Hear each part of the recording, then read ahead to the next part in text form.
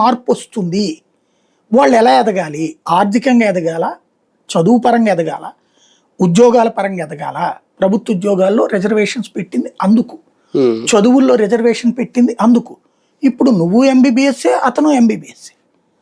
నువ్వు ప్రభుత్వ ఉద్యోగివే, అతను ప్రభుత్వ ఉద్యోగి. నువ్వు ఐఏఎస్ఏ, అతను ఐఏఎస్ఏ. కానీ ఇవాళకి కూడా మీరు అబ్జర్వ్ చేయండి, కుల వివక్ష ఇవాళకి కూడా సమాజంలో ఎట్టుందో. మీరు ఐఏఎస్ ఐపీఎస్లో దళిత బడుగు బలహీన వర్గాల నుంచి వచ్చిన వాళ్ళకి ఎంతమందికి మెయిన్ పోస్టింగ్లు వేస్తున్నారు, లైమ్ లైట్ పోస్టింగ్లు వేస్తున్నారు. స్వార్థాలకు వాడుకునేటప్పుడు వాడుతున్నారు పోలీసు అధికారులు దళిత సామాజిక వర్గాన్ని. కానీ వీడప్పుడు ఎందుకు లా అండ్ ఆర్డర్ ఎవరు?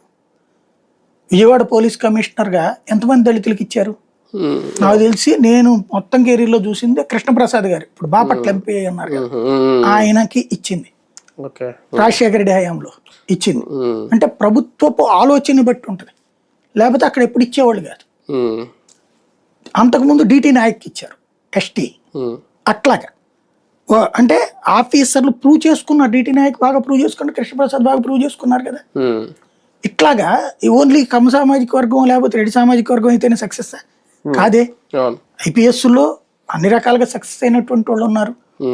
కాకపోతే ఇక్కడ ఏంటి, మనం ఇవ్వాలిగా ఛాయిస్.